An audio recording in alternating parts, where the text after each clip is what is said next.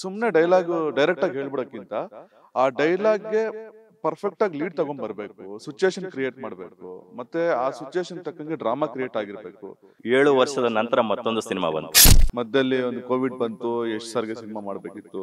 So ಕಾರಣಾಂತರಗಳಿಂದ ಅದು ಸ್ವಲ್ಪ ಪೋಸ್ಟ್ಪೋನ್ ಆಗಿ ಇಲ್ಲಿಗೆ ಬಂದು ನಿಂತಿದೆ ಸಿನಿಮಾ ಅಷ್ಟೇ. Prequel for the first time ನೀವೇ ಮಾಡಿದ್ದು ಅನ್ಸುತ್ತೆ. ಇದು ಒಂಥರ ಹೊಸ ಟ್ರೆಂಡ್ ಶುರು ಆಗ್ತಾ ಇದೆ. ಎಲ್ರ ಗಮನ ಸೆಳೆದಿರೋ ಪಾತ್ರಕ್ಕೆ ಹಿನ್ನೆಲೆ ಕತೆ ಹೇಳಿದಾಗ ಎಲ್ರು ಇಂಟ್ರೆಸ್ಟ್ ಆಗಿ ಕೇಳ್ತಾರೆ. ಟೈಟಲ್ ಹೇಗ್ ಬಂತು ಅಂತ ಇವಾಗ ಕೇಳಿದ್ರೆ ಸ್ವಲ್ಪ ನಿಧಾನ ಅನ್ಸುತ್ತೆ. ತೋರಣಗಲ್ಲು ಅನ್ನೋದ್ರಲ್ಲಿ ರಣಗಲ್ ತಗೊಂಡು ಇಲ್ಲಿ ಯಾವ್ದೋ ಒಂದು ಭೈರತಿ ಅನ್ನೋ ಹೆಸರು ಇಲ್ಲೊಂದು ಊರಿದೆ.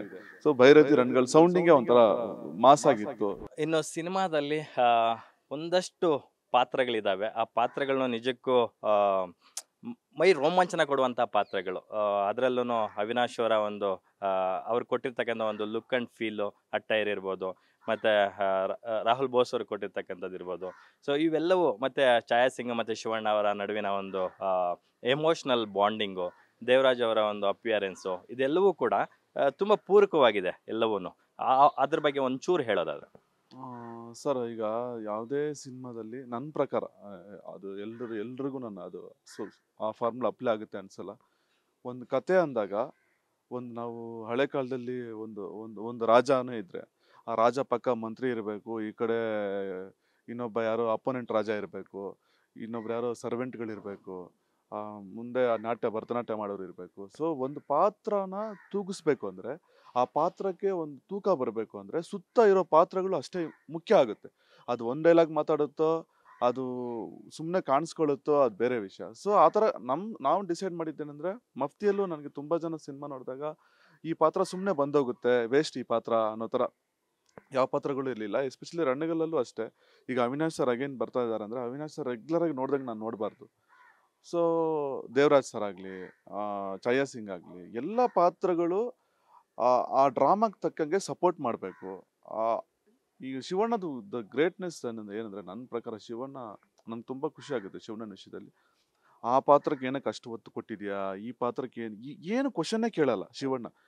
ನನ್ನ ಪಾಲಿಗೆ ನನಗೇನು ಡೈಲಾಗ್ ಬಂದಿದೆ, ಡೈರೆಕ್ಟರ್ ನನಗೇನು ಶಾರ್ಟ್ ಇಡ್ತಾ ಇದ್ದಾನೆ, ಆ ಶಾರ್ಟ್ ತಕ್ಕಂಗೆ ಮಾಡ್ಬಿಟ್ಟು ಹೋಗ್ತಾ ಇರ್ತಾರೆ ಶಿವಣ್ಣ. ಇಲ್ಲಿವರೆಗೂ ನಾನು ಶಿವಣ್ಣ ರಣಗಲ್ ಸಿನಿಮಾನ ಪೂರ್ತಿ ನೋಡೇ ಇಲ್ಲ ರಿಲೀಸ್ ಆಗೋವರೆಗೂ. ಈ ತಕ್ಕನೂ ಕೇಳಿಲ್ಲ, ಶಿವಣ್ಣನೂ ಕೇಳಿಲ್ಲ, ಮಫ್ತಿನೂ ಅಷ್ಟೇ ಶಿವಣ್ಣ ನೋಡಿರ್ಲಿಲ್ಲ, ಮುರಳಿ ಸರು ನೋಡಿರ್ಲಿಲ್ಲ. ಸೊ ನಂಬಿಕೆ ಎಲ್ಲೋ ಒಂದ್ ಕಡೆ ನಂಬಿಕೆ, ಆ ನಂಬಿಕೆನೇ ಈಗ ನೀವು ಟಗರು ನೋಡಿದಾಗ್ಲೂ ಅಷ್ಟೇ, ಚಿಟ್ಟೆ ಕ್ಯಾರೆಕ್ಟರ್ ಆಗ್ಬೋದು, ಡಾಲಿ ಕ್ಯಾರೆಕ್ಟರ್ ಆಗ್ಬೋದು, ಶಿವಣ್ಣನ್ ಈಕ್ವಲ್ ಆಗಿ ಆ ಪಾತ್ರಗಳು ತೂಗುತ್ತೆ. ಬಟ್ ಶಿವಣ್ಣನ ಗ್ರೇಟ್ನೆಸ್ ಅದು. ಎಷ್ಟೇ ಪಾತ್ರಗಳು ಬೇರೆ ಪಾತ್ರಗಳಿಗೆ ಒತ್ತು ಕೊಟ್ಟರು ಶಿವಣ್ಣ ಅದನ್ನ ಅಕ್ಸೆಪ್ಟ್ ಮಾಡ್ತಾರೆ. ಬಟ್ ಅದು ಕಥೆಯಾಗಿ ನೋಡ್ತಾರೆ, ಶಿವಣ್ಣ ಸಿನಿಮಾ ಆಗಿ ನೋಡ್ತಾರೆ, ಅದು ಖುಷಿ. ಸೊ ಅದರಿಂದ ರೀಸೆಂಟ್ ಆಗಿ ಸಕ್ಸಸ್ ಮೀಟಲ್ಲಿ ನೀವು ಒಂದು ಮಾತು ಹೇಳಿದ್ರಿ. ಪ್ರೀ ಕ್ಲೈಮ್ಯಾಕ್ಸ್ ಸೀನಲ್ಲಿ ಒಂದು 3/4 kg ರಾಡ್ನ ಶಿವಣ್ಣ ಎತ್ತಾರೆ. ಅದು ನೋಡಿದ್ರೆ 1000 kg ವೇಟೇಜ್ ಕೊಟ್ಟಿದೆ ಸಿನಿಮಾದಲ್ಲಿ ಅಂತ. ಅದು ಟ್ರೂ, 2 ಮಾತಿಲ್ಲ ಅದರಲ್ಲಿ. ಸೊ ಆ ಸೀನ್ ಎಲಿವೇಶನ್ ಆಗಿದೆ ಹೇಗೆ ಅಂತ. ಈಗ ಶಿವಣ್ಣ ಮಚ್ಗೆ ಲಾಂಗ್ಗೆ ಬ್ರ್ಯಾಂಡ್ ಅಂಬಾಸಿಡರು. ರೆಗ್ಯುಲರ್ ಆಗಿ ಈಗ ಆ ಲಾಂಗ್ನ ತೋರಿಸ್ಬಿಡ್ಬೇಕು, ಯಾರೋ ಒಂದು ಕೈ ಕೊಟ್ಬಿಡ್ಬೇಕು, ಎಲ್ಲೋ ಒಂದ್ ಕಡೆ ಸಿಗುತ್ತೆ ಅನ್ನೋಕ್ಕಿಂತ ಅದು ಒಂದು ಪಾತ್ರವಾಗಿ ಕ್ಯಾರಿ ಆಗ್ಬೇಕು.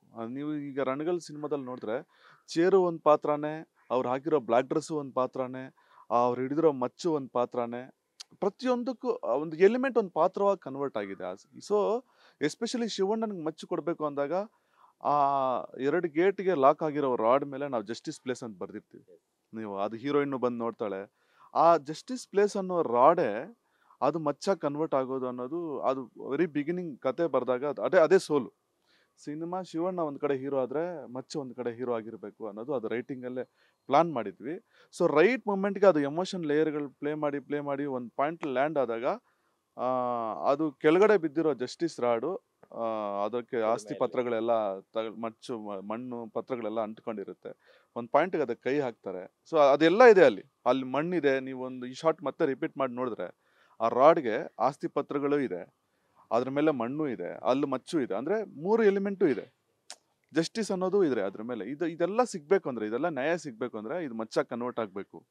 ಸೊ ಅದನ್ನ ಮಚ್ಚು ನಾನು ಹೇಳ್ದಂಗೆ ಅದು 1 kgನೋ 3/4 kgನೋ ಆ ಪಾಯಿಂಟ್ ಎತ್ತಿದಾಗ ವಿಷಲ್ಗಳು ನೀವು ಅದು ಕೇಳಕ್ಕೆ ಆಗಲ್ಲ, ಅಷ್ಟು ದೊಡ್ಡ ವಿಷಲ್ಗಳು ಬೀಳುತ್ತೆ, ಅಷ್ಟೊಂದು ವಿಷಲ್ಗಳು ಬೀಳುತ್ತೆ ಅಲ್ಲಿ ಥಿಯೇಟ್ರಲ್ಲಿ.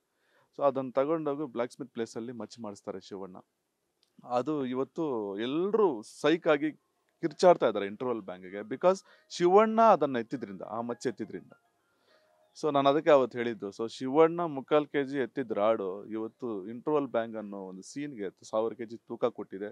ಸಿನಿಮಾನ ಮತ್ತೆ ಮತ್ತೆ ನೋಡಿಸ್ತಾ ಇರೋದೇ ಆ ಸೀನ್. ಸಿನಿಮಾದಲ್ಲಿ ಪ್ರತಿಯೊಂದು ಒಂದು ಪಾತ್ರವಾಗಿ ಕನ್ವರ್ಟ್ ಆಗಿದೆ ಅಂತ ಒಂದು ಮಾತು ಹೇಳ್ತಾ ಇದ್ರಿ. Of course Shivanna as an advocate ಆಗಿ ಯೂಸ್ ಮಾಡ್ತಕ್ಕಂಥ ಪೆನ್ ಕೂಡ ಒಂದು ವೆಪನ್ ಆಗಿದೆ ಅಂತಂದು ನಾನು ಅಬ್ಸರ್ವ್ ಮಾಡಿರ್ತಕ್ಕಂಥ. ಹೌದೌದು, ನಿಜ. ಈಗ ನೀವು ಹೇಳಿದ್ದೆ. ಸೊ ನನಗೆ ಸರ್ ಬೇಸಿಕಲಿ ಆ ಎಲಿಮೆಂಟ್ಸ್ನ ಯೂಸ್ ಮಾಡೋದು ಅಂದರೆ ತುಂಬ ಇಷ್ಟ. ಅಂದರೆ ಈಗ ನಾರ್ಮಲ್ ಆಗಿ ಒಂದು ಪಾತ್ರ ಬಂದು ಡೈಲಾಗ್ ಹೇಳುತ್ತೆ, ಕಿರ್ಚಾಡುತ್ತೆ, ಕೂತ್ಕೊಳ್ಳುತ್ತೆ, ಏನೋ ಮಾಡುತ್ತೆ ಅನ್ನೋಕ್ಕಿಂತ ಅಷ್ಟು ದೊಡ್ಡ ಪಾತ್ರ ಯೂಸ್ ಮಾಡೋ ಒಂದು ಚಿಕ್ಕ ಎಲಿಮೆಂಟು ಒಂದು ಒಂದು ಒಂದು ಒಂದು ಪ್ರಾಮಿನೆನ್ಸ್ ತಗೊಳುತ್ತೆ ಅಂದಾಗ, ಈಗ ನೀವೇ ಹೇಳಿದ್ರಿ ಸಿಗ್ನೇಚರ್ ಸೀನಲ್ಲಿ ಪೆನ್ನು ಒಂದು ವೆಪನ್ನೇ. ಸೊ ಗ್ರೇಟ್ನೆಸ್ ಅಗೇನ್ ಶಿವಣ್ಣ ಅದು ಮಾಡಿದ್ರಿಂದ ಅದು ವರ್ಕ್ ಆಯಿತು. ಸೊ ಅವ್ರು ಹೇಳೋ ಡೈಲಾಗು ಎಂಡಲ್ಲಿ ನೀವು ಲಾಸ್ಟ್ ಪ್ರೀ ಕ್ಲೈಮ್ಯಾಕ್ಸಲ್ಲೂ ನೋಡಿದ್ರೆ ಈ ಕಡೆ ಗನ್ನದು ಎಡ್ಜು ಮತ್ತು ಮಚ್ಚು ಎರಡೂ ಒಂದಾಗುತ್ತೆ. ಈ ಥರ ತುಂಬ ವಿಷಯಗಳು ವರ್ಕ್ ಮಾಡಿದ್ವಿ, ಅದು ವರ್ಕ್ ಆಯಿತು, ಅದು ಖುಷಿ, ಜನರಿಗೆ ಅರ್ಥ ಆಯಿತು ಅನ್ನೋದು ಒಂದು ಸಂತೋಷ. ನಿಮಗೆ ಸಿಕ್ಕಂಥ ಬೆಸ್ಟ್ ಕಾಂಪ್ಲಿಮೆಂಟು ಯಾವ ಸೀಕ್ವೆನ್ಸ್ಗೆ ಯಾರಿಂದ ಅಂತಕ್ಕಂಥದ್ದು ಇಂಡಸ್ಟ್ರಿಯಲ್ಲಿ? ನನಗೆ ಸಿಕ್ಕಂಥ ಬೆಸ್ಟ್ ಸರ್ ಇಂಡಸ್ಟ್ರಿಯವರು ನಮ್ಮ ಫ್ರೆಂಡ್ಸು ಚೆನ್ನಾಗಿದೆ ಅಂತಾರೆ, ಈ ಸೀನ್ ಚೆನ್ನಾಗಿದೆ, ಆ ಸೀನ್ ಚೆನ್ನಾಗಿ, ಅವ್ರಿಗೆ ಅರ್ಥ ಆಗುತ್ತೆ ಸರ್. ನನಗೆ ಇಂಡಸ್ಟ್ರಿಯವ್ರಿಗಿಂತ ನನಗೆ ಖುಷಿಯಾಗಿದ್ದು ಯಾರ್ಯಾರೋ ನಂಬರ್ ತಗೊಂಡು ನಾರ್ಮಲ್ ಆಡಿಯನ್ಸು, ಸರ್ ನಾನು 3 ಸಲ ನೋಡಿದೆ, 4 ಸಲ ನೋಡಿದ್ರೆ ಸಿನಿಮಾ, ಆ ಸೀನ್ ಚೆನ್ನಾಗಿದೆ ಸರ್, ಯಾರೋ ಒಬ್ಬರು 10 ಪಾಯಿಂಟ್ ಲಿಸ್ಟ್ ಮಾಡಿ ಕಳಿಸಿದ್ರು. ಯಾರು ಚಿಕ್ಕ ಚಿಕ್ಕ ಮಕ್ಕಳು ನನಗೆ ಆ ಕಣ್ಣು ಸೀನ್ ಇಷ್ಟ, ಆ ಪೆನ್ ಸೀನ್ ಇಷ್ಟ, ಮತ್ತು ಕಾಲು ಮುಟ್ಸ್ಕೊಳ್ಳೋ ಸೀನ್ ಇಷ್ಟ. ಸೊ ಅನ್ನೋನ್ ಆಡಿಯನ್ಸ್ ಈ ಥರ ಹೇಳಿದಾಗ ಅದು ನನಗೆ ದೊಡ್ಡ ಪ್ರಶಂಸೆ ಅನ್ನಿಸ್ತು. ಈಗ ಅಫ್ಕೋರ್ಸ್ ನನಗೆ ಪ್ರಶಾಂತ್ ಸರ್ ಫೋನ್ ಮಾಡಿದರು, ಯಶ್ ಸರ್ ಮೆಸೇಜ್ ಮಾಡಿದರು, ತುಂಬ ಜನ ರಿಷಬ್ ಸರ್ ಟ್ವೀಟ್ ಮಾಡಿದರು, ಯೋಗರಾಜ್ ಭಟ್ ಸರ್ ಟ್ವೀಟ್ ಮಾಡಿದರು, ಡಾಲಿ ಧನಂಜಯ ಅವ್ರ ಸಿನಿಮಾ ನೋಡಿ ಇದು ಮಾಡಿದ್ರು. ತುಂಬ ಇಂಡಸ್ಟ್ರಿಯವರು ತುಂಬ ಜನ ಫೋನ್ ಮಾಡಿದರು. ಇಂಡಸ್ಟ್ರಿಯವ್ರ ಕಡೆ ಒಂದು ಖುಷಿ ಆದರೆ ನನಗೆ ಇಂಡಸ್ಟ್ರಿಯವ್ರು ಯಾವತ್ತೂ ಸಪೋರ್ಟ್ ಇದ್ದೇ ಇರುತ್ತೆ. ನಮ್ಮಿಂದ ಇಂಡಸ್ಟ್ರಿಗೆ ಏನೋ ಒಂದು ಮಾಡಬೇಕು ಅಂತ ನಮಗೂ ಒಂದು ಆಲೋಚನೆ ಇರುತ್ತೆ. ಬಟ್ ನನಗೆ ಆಡಿಯನ್ಸ್ ರಿಯಾಕ್ಟ್ ಆಗ್ತಾ ಇರೋದು ನನಗೆ ತುಂಬ ಖುಷಿ. ಒಬ್ಬ ಕ್ಯಾಮ್ರಾಮನ್ ಆಗಬೇಕು ಅಂತ ಬಂದವರು ನೀವು, ಒಬ್ಬ ರೈಟರ್ ಆಗ್ತೀರಾ, ಒಬ್ಬ ಅಸಿಸ್ಟೆಂಟ್ ಡೈರೆಕ್ಟರ್ ಆಗ್ತೀರಾ ಪ್ರಶಾಂತ್ ನೀಲ್ ಅವರ ಉಗ್ರಂ ಸಿನಿಮಾ ಮೂಲಕ. So Prashanth Neel sir cinema ನೋಡಿದಾರಾ ಅಥವಾ ನೋಡ್ತಾರಂತ? ಯಶ್ ಅವರು ಸಿನಿಮಾ ನೋಡಿದಾರಾ ಅಥವಾ ನೋಡ್ತಾರಂತ? ನೋಡಿದ್ರೆ ಏನು ಹೇಳಿದ್ರು? ಯಶ್ ಸರು ಬಾಂಬೆ ಅಲ್ಲಿದ್ದಾರೆ, ಟಾಕ್ಸಿಕ್ ಸಿನಿಮಾದಲ್ಲಿದ್ದಾರೆ, ಬಂದು ನೋಡ್ತಾರೆ. ಅವರು ಮೋಸ್ಟ್ಲಿ ಬಗೀರಾ ಬೈರತಿ ರಣಗಳು 2 ನೋಡ್ತೀನಿ ಅಂದರು. ಸೊ ಅವರು ಡಿಸೆಂಬರ್ವರೆಗೂ ಶೂಟ್ ಇದೆ ಅವ್ರದ್ದು, ಬಂದು ನೋಡ್ತಾರೆ. ಪ್ರಶಾಂತ್ ಸರ್ ಮೋಸ್ಟ್ಲಿ 20th ಮೇಲೆ ನೋಡ್ತೀನಿ ಅಂತ ಇದ್ರು. ಸೊ ಖುಷಿ ಪಟ್ಟರು, ತುಂಬ ಚೆನ್ನಾಗಿದೆ ಕಣ ರಿಪೋರ್ಟು, ಖುಷಿ ಆಗುತ್ತೆ, ನೀನು ಲಾಂಗ್ ಗ್ಯಾಪಲ್ಲಿ ಬಂದ್ರೂ ಚೆನ್ನಾಗಿ ಬಂದಿದ್ಯಾ ಅಂತ. ತುಂಬ ಖುಷಿ ಆಯಿತು. ರುಕ್ಮಿಣಿ ವಸಂತ್ ಅವ್ರ ಮೇಲೆ ಒಂದು ಅಪವಾದ ಇದೆ, ಯಾವ ಹೀರೋಗೂ ಸಿಗಲ್ಲಪ್ಪ ಈ ನಟಿಮಣಿ ಅಂತ. ನೀವು ಹಂಗೆ ಮಾಡಿಬಿಟ್ಟಿದ್ದೀರಾ. ಇದ್ರ ಬಗ್ಗೆ ಇದು ಕೋಇನ್ಸಿಡೆಂಟ್ ಆಗಿ ಆಗಿದ್ದ ಅಥವಾ ಕತೆ ಆ ಥರ ಡಿಮ್ಯಾಂಡ್ ಮಾಡ್ತಾ ಹೇಗೆ ಅಂತ? ಇಲ್ಲ, 100% ಕತೆ ಡಿಮ್ಯಾಂಡ್ ಮಾಡ್ತೀವಿ. ಏನಕ್ಕಂದರೆ ಮಫ್ತಿಯಲ್ಲಿ ನಾವು ಶಿವಣ್ಣನಿಗೆ ಜೋಡಿ ತೋರಿಸೇ ಇಲ್ಲ. ಬಟ್ ಈಗ ಪ್ರೀಕ್ವೆಲಲ್ಲಿ ತೋರಿಸ್ಬೇಕಾದ್ರೆ ಹಂಗೆ ತೋರ್ಸೋಕ್ಕೂ ಆಗಲ್ಲ. ಬಟ್ ಯಾರೋ ಹೀರೋಯಿನ್ ಇರಬೇಕು, ಯಾಕೆ ಅವಳು ಹೋದ್ಲು ಶಿವಣ್ಣಯಿಂದ ಆಚೆ ಅನ್ನೋದು ಖಂಡಿತ ಕತೆ ಡಿಮ್ಯಾಂಡ್ ಮಾಡಿದ ವಿಷಯ. ಮತ್ತು ಆ ಕತೆಗೆ ಹೀರೋಯಿನ್ನು ರುಕ್ಮಿಣಿ ವಸಂತ್ ಅವರು ಬುಕ್ ಓದೋ ಒಂದು ಕಲ್ಚರು, ಮತ್ತು ಅವರು ಡಾಕ್ಟ್ರು. ಸೊ ಅವರು ಮಫ್ತಿಯಲ್ಲಿ ಶಿವಣ್ಣ ಓದೋ ರಾಮಾಯಣನ ಆ ಹುಡುಗಿ ಕೊಟ್ಟಿರ್ತಾಳೆ ಅನ್ನೋದು ಒಂದು ಕನೆಕ್ಟಿಂಗ್ ಪಾಯಿಂಟ್ ರೌಂಡ್ ಆಫ್ ಎಂಡಲ್ಲಿ ಆಗಿದೆ. ಅದು ನಿಮಗೆ ಆ್ಯಸ್ ಅ ರೈಟರ್ ಆಗಿ ನಿಮಗೆ ಪರ್ಸ್ನಲಿ ಇಷ್ಟ ಆದಂಥ ಡೈಲಾಗ್ ಯಾವುದು ಅಂತ? ಸುಮಾರು ಡೈಲಾಗ್ಗಳನ್ನ ನಾನು ಪರ್ಸ್ನಲಿ ನೋಟ್ ಮಾಡಿ ಇಟ್ಕೊಂಡೆ, ನಂಗೆ ತುಂಬ ಇಷ್ಟ ಆಯಿತು ಕೆಲವೆಲ್ಲನೂ. ನೀವು ಆರಿಸ್ಕೊಂಡಿದ್ದು ಒಂದು ಆದರೆ ನಿಮ್ಮನ್ನು ಆವರಿಸ್ಕೊಂಡಿದ್ದು ಮತ್ತೊಂದು ಅಂತ ಹೇಳ್ತಾರೆ ರುಕ್ಮಿಣಿ ವಸಂತ್. ಮತ್ತೊಂದು, ನೀವು ನೀರಿಗೆ ಬಿದ್ದಿದ್ರ, ಈಜ್ಕೊಂಡು ಹೊರಗಡೆ ಬರ್ತೀರಾ ಅಂದ್ಕೊಂಡ್ರೆ ನೀವು ಬಿದ್ದಿರೋದು ರಕ್ತದೊಳಗಡೆ, ಅದು ಹೆಪ್ಪುಗಟ್ಟು ಬಿಟ್ಟಿದೆ, ನಿಮ್ಮನ್ನು ಹೊರಗಡೆ ಬರೋಕ್ಕೆ ಬಿಡ್ತಿಲ್ಲ ಅನ್ನೋದು. ಇವೆಲ್ಲ ತುಂಬ ಮೀನಿಂಗ್ ಕೊಡುವಂತಹ ಡೈಲಾಗ್ಸು. ಆ ಡೈಲಾಗ್ಗಳು ಹುಟ್ಕೊಂಡಿದ್ದೇಗೆ? ನಿಮ್ಗೆ ಇಷ್ಟವಾದಂಥ ಡೈಲಾಗ್ ಯಾವುದು? ಅಂದರೆ ನನಗೆ ನಾವು ಬರೆದಿರೋದ್ರಿಂದ ಎಲ್ಲ ಇಷ್ಟಪಟ್ಟೆ ಬರ್ದಿರ್ತೀವಿ. ಅಂದರೆ ಫಿಲ್ಟರ್ ಮಾಡಿ ಬರಿತೀವಿ. ನೀವು ಹೇಳ್ದಂಗೆ ಒಂದು ಸೀನ್ಗೆ ಸುಮ್ಮನೆ ಡೈಲಾಗ್ ಹೇಳೋಕ್ಕಿಂತ ನನಗೆ ತುಂಬ ಖುಷಿ ಆಗ್ತಾ ಇರೋದಂದರೆ ನೀವು ನೋಟ್ ಮಾಡಿ ಹೇಳ್ತಾ ಇರೋದು. ಅಂದರೆ ಒಬ್ಬ ಹೀರೋಯಿನ್ ಬಂದು ಒಂದು ಡೈಲಾಗ್ ಹೇಳಿದ್ರು ಫಸ್ಟ್ ಸೀನ್ ಆಫ್ ದ ಸಿನಿಮಾಯಿಂದ ಆ ಡೈಲಾಗ್ ಕನೆಕ್ಟ್ ಆಗಬೇಕು. ಅಂದರೆ ಅವಳು ನೋಡ್ತಾಳೆ, ಇವ್ನು ಚೇಂಜ್ ಆಗು ಅಂತ ಹೇಳಿರ್ತಾಳೆ, ಚೇಂಜ್ ಆಗಲ್ಲ ಅವಳು, ಹೀರೋ ಚೇಂಜ್ ಆಗೋಕ್ಕಾಗಲ್ಲ, ಯಾಕೆ ಪರಿಸ್ಥಿತಿಗಳು ಬಿಡಲ್ಲ. ಸೊ ಲಾಸ್ಟಲ್ಲಿ ಬಂದು ಆ ಡೈಲಾಗ್ ಹೇಳ್ತಾಳೆ, ನೀರಿಗೆ ಬಿದ್ದಿದ್ಯಾ, ಆಚೆ ಬರ್ತೀಯ ಅನ್ಕೊಂಡ್ರೆ, ಬಟ್ ನೀನು ಬಿದ್ದಿರೋದು ರಕ್ತದ ಕಡಲಲ್ಲಿ ಹೆಪ್ಪು ಕಟ್ಟೋಗಿದೆ, ನೀನು ಬರೋಕ್ಕಾಗಲ್ಲ, ಅದಕ್ಕೆ ಇಬ್ಬರು ದಾರಿಗಳು ಬೇರೆ ಬೇರೆ ಆದಾಗ ಪ್ರಯಾಣ ಒಂದೇ ಕಡೆ ಮಾಡೋಕ್ಕಾಗಲ್ಲ ಅಂತ ಹೇಳ್ಬಿಟ್ಟು ಹೋಗ್ಬಿಡ್ತಾಳೆ. ಸೊ ನನಗೆ ತುಂಬ ಇಷ್ಟವಾದ ಡೈಲಾಗು ಗೋಪಾಲ್ ದೇಶಪಾಂಡೆಗೆ ಶಿವಣ್ಣ ಒಂದು ಡೈಲಾಗ್ ಹೊಡಿತಾರೆ. ಅಂದರೆ ಅವ್ನು ಚೀಟ್ ಮಾಡಿದಾಗ, ನಾನು ಮಾಡೋ ಪ್ರತಿ ಕೆಲಸದಲ್ಲೂ ನೀನು ನನ್ನ ಹಿಂದೆ ಇದೆಯಾ ಅಂದ್ಕೊಂಡಿದ್ದೆ, ಆದರೆ ನೀನು ತುಂಬ ಹಿಂದೆ ಇದೆಯಾ ಅಂತ. ಸೊ ಅದರಲ್ಲಿ ಒಂದೇ ಡೈಲಾಗೆ ಅದು ತುಂಬ ಮೀನಿಂಗ್ ಇದೆ. ಅದು ಸೇಮ್ ಡೈಲಾಗ್ ರಿಪೀಟ್ ಆದ್ರೂ ಅರ್ಥ ಬೇರೆ ಬೇರೆ ಇದೆ, ಕಾಂಟ್ರಾಸ್ಟ್ ಆಗಿದೆ. ಸೊ ಅದು ಮತ್ತೆ ಕ್ಲೈಮ್ಯಾಕ್ಸಲ್ಲಿ ಹೊಡೆಯೋ ಡೈಲಾಗ್. ಸೊ ಇಡೀ ಮಣ್ಣೆ ನಿನ್ನ ಕೈಯಲ್ಲಿ 2 ನಿಮಿಷ ಇಡಕ್ಕೆ ಬಿಡಲಿಲ್ಲ, ನೀನು ಇಡೀ ರೋಣಾಪುರ ಬಿಡ್ತೀನ ಅಂತ.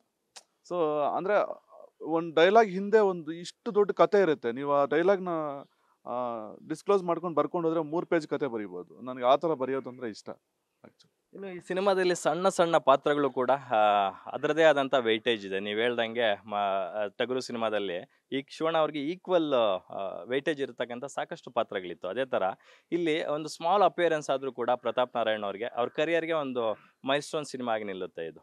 ಸೊ ಖಡಕ್ ಪೊಲೀಸ್ ಆಫೀಸರ್ ರೋಲಲ್ಲಿ ತುಂಬ ಚೆನ್ನಾಗಿ ಮಾಡಿದ್ದಾರೆ. ಅವ್ರ ಪಾತ್ರ ಉಟ್ಕೊಂಡಿದ್ದೆ ಈಗ. ಅಂದರೆ ಅವ್ರ ಪಾತ್ರ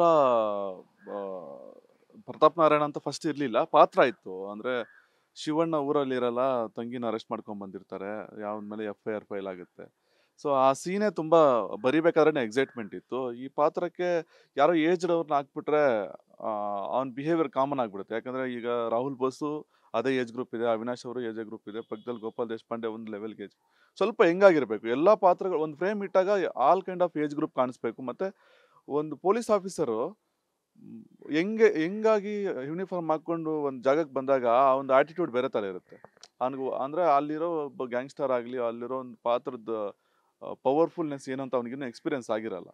ಸೊ ಅವನು ಇನ್ನೊಬ್ಬರ ಕಡೆ ತೂಗಿ ಅವನ ಮೇಲೆ ಒಂದು ರಿಯಾಕ್ಟ್ ಆದಾಗ ಆ ಥರದೊಂದು ಬೇಕಿತ್ತು. ಸೊ ಅದು ಪ್ರತಾಪ್ ನಾರಾಯಣ್ ಅವರು ಇಲ್ಲಿ ಬಂದಾಗ ಶೇವ್ ಮಾಡಿ ಆ ಮೀಸೆ ಗೆಟಪ್ಪು, ಹೇರ್ ಸ್ಟೈಲ್ ಎಲ್ಲ ನೋಡಿ, ಆ ಕಣ್ಣು ಅದು ನೋಡಿದಾಗ ಪರ್ಫೆಕ್ಟ್ ಮ್ಯಾಚ್ ಆಗುತ್ತೆ ಅನಿಸ್ತು. ಸೊ ಆ ಹರಿದಾಸ್ ಕೋಲೆ ಅನ್ನೋ ಪಾತ್ರಕ್ಕೆ ಪ್ರತಾಪ್ ನಾರಾಯಣ್ ಕಾಸ್ಟಿಂಗ್ ಆದರು. ಇನ್ನು ಸಿನಿಮಾದಲ್ಲಿ ಸಣ್ಣ ಸಣ್ಣ ವಿಚಾರಗಳನ್ನು ತುಂಬ ಸೂಕ್ಷ್ಮವಾಗಿ ಅಬ್ಸರ್ವ್ ಮಾಡಿ ನೀವು ಎಲ್ಲೂ ಮಿಸ್ ಆಗ್ದಿರ ನೋಡ್ಕೊಂಡಿದ್ದೀರಾ. ಅದರಲ್ಲಿ ನಾನೊಂದು ಅಬ್ಸರ್ವ್ ಮಾಡಿದ್ದೆ ಅಂತಂದರೆ ವಿಲನ್ ಸಾಯೋವಾಗ ಎಗೈನ್ ಅದು ಸ್ಟೀಲ್ ಕಂಪ್ನಿನೇ ಚುಚ್ಚಿ ಸಾಯುವಂಥದ್ದು. ಅವರು ಸ್ಟೀಲ್ ಕಂಪ್ನಿಗೆ ಹೆಸರುವಾಸಿಯಾಗಿರ್ತಾರೆ. ಸೊ ಎಗೈನ್ ಅವ್ರ ಸಾವು ಕೂಡ ಆ ಸ್ಟೀಲ್ ಕಂಬಿಯಿಂದನೇ ಆಗುತ್ತೆ ಅಂತಕ್ಕಂಥದ್ದು. ಶಿವಣ್ಣ ಅವ್ರು ಹಿಂಗೆ ಇದು ಮಾಡಿದಾಗ 2 ಕಂಬಿ ಹಿಂಗೆ ಚುಚ್ಕೊಳ್ಳುತ್ತೆ ಅವ್ರ ಬಾಡಿಗೆ. ಸೊ ಅದು ನಿಮಗೆ ಸಿನಿಮಾ ಮೇಲೆ ಇರೋ ಒಂದು ಪ್ರೀತಿ, ಅವೆಲ್ಲ ಅಬ್ಸರ್ವ್ ಮಾಡ್ತಿರಲ್ಲ, ಅವೆಲ್ಲ ನಮಗೆ ಸ್ಫೂರ್ತಿ ತುಂಬುತ್ತೆ. ನೆಕ್ಸ್ಟು ಅಂದರೆ ಚಿಕ್ಕ ಚಿಕ್ಕ ವಿಷಯಗಳು, ಚಿಕ್ಕ ಚಿಕ್ಕ ನಾವು ದೊಡ್ಡದಾಗುತ್ತೆ ಈ ಪಾತ್ರ ಅನ್ನೋದು, ಇದು ಒಂದು ಪಾತ್ರವಾಗಿ ಬಿಹೇವ್ ಮಾಡುತ್ತೆ ಅಂತ ಬರಿತೀವಿ. ಸೊ ಅದನ್ನು ನೀವು ಅಷ್ಟು ನೀಟಾಗಿ ಅಬ್ಸರ್ವ್ ಮಾಡಿ ಹೇಳ್ತಾ ಇದ್ದಾಗ ಅದು ನಮ್ಗೆ ಖುಷಿ ಆಗುತ್ತೆ. ನೆಕ್ಸ್ಟು ಈ ಥರ ಅದನ್ನು ಪಾಯಿಂಟ್ ಔಟ್ ಮಾಡಬೇಕು ಅಂತ ನಿಜ. ಯಾಕಂದರೆ ನೀವು ಯಾವುದೋ ಒಂದು ಸೀನಲ್ಲಿ ಸಾಂಗಲ್ಲಿ ನೋಡಿದಾಗ BR ಸ್ಟೀಲ್ಸ್ ಅಂತ ಇರುತ್ತೆ, ಬೈರತಿ ರಣಗಲ್ ಸ್ಟೀಲ್ಸ್ನ ಅವ್ನು ನೋಡ್ತಾನೆ. ಅದನ್ನು ಅಂದರೆ ಅವ್ನ ಬೆಳವಣಿಗೆ ಸ್ಟೀಲ್ ಇಂಡಸ್ಟ್ರಿಯಲ್ಲಿ ಅವ್ನಿಗೆ ಹಿಡಿಸಲ್ಲ. ಅಲ್ಲೆಲ್ಲೋ ಗುಜರಿಯಲ್ಲಿ ಇರ್ತಾರೆ ಶಿವಣ್ಣ, ಸ್ಕ್ರಾಪ್ ಯಾರ್ಡಲ್ಲಿ ಇರ್ತಾರೆ, ಸ್ಕ್ರಾಪ್ ಯಾರ್ಡಿಂದ ನೆಕ್ಸ್ಟ್ ಲೆವೆಲ್ಗೆ ಬೆಳೀತಾರೆ. ಬಟ್ ಅವ್ನು ಸಾವು ನೆಕ್ಸ್ಟ್ ಅದೇ ಸ್ಕ್ರಾಪ್ ಯಾರ್ಡಲ್ಲಿ, ಅದು ಸೆಕೆಂಡ್ ಹ್ಯಾಂಡ್ ಗುಜರಿ ರಾಡಲ್ಲಿ ಚುಚ್ಚಿ ಅವನು ಸಾಯೋದು ಅನ್ನೋದು ಮುಕ್ತಾಯ. ಅಂದರೆ ಇವ್ನು ಟಾಪಲ್ಲಿ ಬೆಳಿಬೇಕು ಅನ್ಕೊಂಡಿದ್ದ, ಬಟ್ ಅವ್ನ ಜೀವನ ನೋಡಿದ್ರೆ ಸ್ಕ್ರಾಪ್ ಯಾರ್ಡಲ್ಲಿ ಎಂಡ್ ಆಯಿತು ಅಂತ. ಸೊ ಇವನ್ ಜೀವನ ಎಲ್ಲಿ ಶುರು ಆಯಿತೋ ಅವನ ಜೀವನ ಅಲ್ಲಿ ಮುಕ್ತಾಯ ಆಯಿತು ಅನ್ನೋದು. ಸೂಪರ್. ಮತ್ತೊಂದು ವಿಚಾರ ನಾನು ಹೈಲೈಟ್ ಮಾಡಲೇಬೇಕು. ಗೋಪಾಲ್ ದೇಶಪಾಂಡೆ ಅಂತಕ್ಕಂಥ ಒಬ್ಬ ಅಪ್ರತಿಮ ಕಲಾವಿದ ಈ ಸಿನಿಮಾದಲ್ಲಿ ಅವ್ರ ಸ್ಕ್ರೀನ್ ಸ್ಪೇಸ್ನ ತುಂಬ ಚೆನ್ನಾಗಿ ಬಳಸ್ಕೊಂಡಿದ್ದಾರೆ. ನನಗೆ ಪರ್ಸ್ನಲಿ ಅನಿಸ್ದಂಗೆ ಆಫ್ಟರ್ ಅಚ್ಯುತ್ ಸರ್ ನಮ್ಮ ಕನ್ನಡಕ್ಕೆ ಆ ಥರದ ಒಂದು ವೆಯ್ಟೇಜ್ ಕೊಡುವಂತಹ ಒಬ್ಬ ಕಲಾವಿದ ಅಂತಂದರೆ ಗೋಪಾಲ್ ದೇಶಪಾಂಡೆ ಅವರು. ಶಿವಣ್ಣ ಅವರು ಪ್ರತಿ ಸಂದರ್ಶನದಲ್ಲೂ ನಾನು ಅಬ್ಸರ್ವ್ ಮಾಡ್ತಿದ್ದೆ. ಪರ್ಟಿಕ್ಯುಲರ್ಲಿ ಅವ್ರ ಹೆಸರನ್ನ ಸ್ಟ್ರೆಸ್ ಮಾಡಿ ಹೇಳ್ತಾರೆ, ನನಗೆ ತುಂಬ ಇಷ್ಟವಾದಂಥ ಕಲಾವಿದ ಅಂತ. ಅವರು ರಂಗಭೂಮಿ ಕಲಾವಿದರಾಗಿರೋದ್ರಿಂದ ಲಿಟ್ರಲಿ ಅವ್ರಿಗೆ ಯಾವುದೇ ಪಾತ್ರ ಕೊಟ್ಟರು ಅದಕ್ಕೆ ಜೀವ ತುಂಬುವಂಥ ಕಾರ್ಯ ಮಾಡ್ತಾರೆ. ಈ ಸಿನಿಮಾದಲ್ಲಿ ಸ್ವಲ್ಪ ಜಾಸ್ತಿ ಮಾಡಿದ್ದಾರೆ. ಹೌದು, ಅಂದರೆ ಎಸ್ಪೆಷಲಿ ಶಿವಣ್ಣನ ಜೊತೆ ಒಂದು ಪಾತ್ರ ಇರಬೇಕು, ತುಂಬ ನಂಬಿಕೆ ಆಗಿರಬೇಕು. ಎಲ್ಲೂ ಆಡಿಯನ್ಸ್ಗೆ ಒಂದು ಫ್ರಾಕ್ಷನ್ ಆಫ್ ಸೆಕೆಂಡ್ ಡೌಟ್ ಬರಬಾರ್ದು ಇವನು ಕೆಟ್ಟವನು ಅಂತ. ಸೊ ಅದೊಂದೇ ರೀಸನ್ಗೆ ಗೋಪಾಲ್ ದೇಶಪಾಂಡೆ ಸರ್ನ ಸೆಲೆಕ್ಟ್ ಮಾಡಿದ್ದು. ನೀವು ಗೋಪಾಲ್ ದೇಶಪಾಂಡೆನ ಆ ಥರ ನೋಡೋಕ್ಕೆ ಆಗಲ್ಲ. ಅವರು ಶಿವಣ್ಣ ಹೇಳ್ದಂಗೆ ಪ್ರತಿ ಸಲ ಸ್ವಲ್ಪ ಅಂದರೆ ಭಯಪಟ್ಟು ಇಂಟ್ರೆಸ್ಟಿಂದ ಒಂದು ಪಾತ್ರನ ನಾನು ಚೆನ್ನಾಗಿ ಮಾಡ್ತೀನ ಸರ್, ಚೆನ್ನಾಗಿ ಮಾಡಿದ್ದೀನ ಸರ್, ಓಕೆನಾ ಸರ್ ಅಂತ ಒಂದು ಜೂನಿಯರ್ ಆರ್ಟಿಸ್ಟ್ ಥರ ಪಾಪ ಎಲ್ಲೋ ಒಂದು ಕಡೆ ನಿಂತಿರ್ತಾರೆ. ಅವರು 7 o'clock ಅಂದರೆ 7 o'clock ಬಂದು ಇರ್ತಾರೆ. ಅಂದರೆ ಅದು ತುಂಬ ಏನು ಡಿಮ್ಯಾಂಡ್ ಮಾಡಲ್ಲ, ಕ್ಯಾರವನ್ ಆಗಲಿ ಚೇರ್ ಆಗಲಿ. ಅವ್ರಿಗೆ ಯಾರು ರೆಸ್ಪೆಕ್ಟ್ ಕೊಟ್ಟಿಲ್ಲ ಅಂದ್ರೇ ಸಾಕು ಅಂತ ಅವ್ರು ಅನ್ಕೊಳ್ಳೋ ಕ್ಯಾರೆಕ್ಟರ್. ಅದು ತುಂಬ ಖುಷಿ ಆಗುತ್ತೆ. ಅಷ್ಟು ಒಳ್ಳೆ ಉತ್ತಮ ನಟ, ಅಷ್ಟು ಸಿಂಪಲ್ ಆಗಿರೋದು. ಮತ್ತು ಶಿವಣ್ಣನ ಜೊತೆ ಅವ್ರಿಗೆ ಆ್ಯಕ್ಟ್ ಮಾಡಬೇಕಾದ್ರೆ ತುಂಬ ಸಲ ಹೇಳ್ತಾ ಇದ್ರು, ನನ್ನ ಅದೃಷ್ಟ ಸರ್ ಅಂತ. ಬಟ್ ಐ ಥಿಂಕ್ ನೀವು ಹೇಳ್ದಂಗೆ ಒಳ್ಳೆ ಸ್ಕೋರ್ ಮಾಡಿದ್ದಾರೆ, ತುಂಬ ಒಳ್ಳೆ ನಟ. ನನಗೂ ಇನ್ನೂ ಅವ್ರನ್ನ ಬೇರೆ ಸಿನಿಮಾಗಳಲ್ಲೂ ಕಾಸ್ಟ್ ಮಾಡಬೇಕಂತ 100% ಮನಸ್ಸಲ್ಲಿದೆ. ಅದು ಮಾಡಬೇಕು ಫ್ಯೂಚರಲ್ಲಿ. ಗ್ಯಾರಂಟಿ ನ್ಯೂಸ್, ಸುದ್ದಿ ಖಚಿತ, ನ್ಯಾಯ ನಿಶ್ಚಿತ.